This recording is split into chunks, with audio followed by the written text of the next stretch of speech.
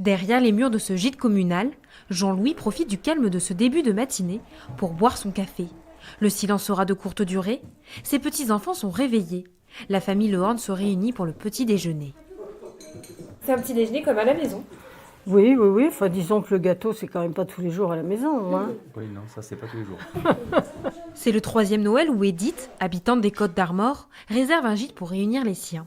Toujours un petit peu central pour que ce soit pas trop loin, ni pour la Drôme, ni pour les Parisiens, et qu'on puisse se retrouver un peu à mi-chemin.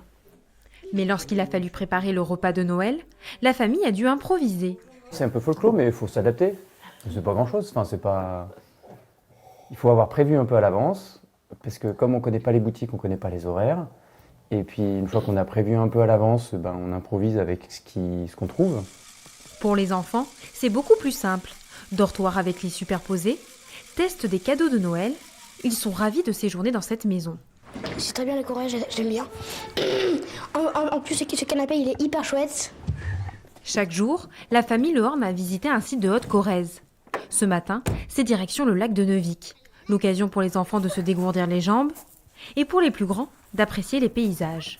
Ici, c'est plutôt du sapin, c'est du hêtre, c'est pas du tout les mêmes essences de bois. Et ouais, non, c'est très très joli. C'est très joli par ici. Et surtout, il y a tous ces lacs avec plein d'endroits où se baigner qu'on n'a pas du tout chez nous en fait. Après une balade au grand air, la famille a réservé une table dans le village de Soursac pour un dernier déjeuner en famille.